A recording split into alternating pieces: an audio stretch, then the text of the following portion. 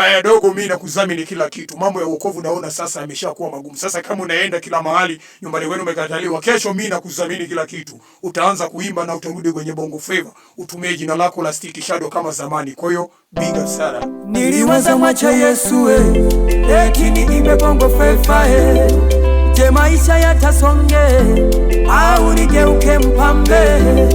Rafiki zangu ni wapenda kweli wamejizima data Niliwaza mwacha Yesu eti niimbe Bongo Flava je maisha yatasonge au nigeuke mpambe?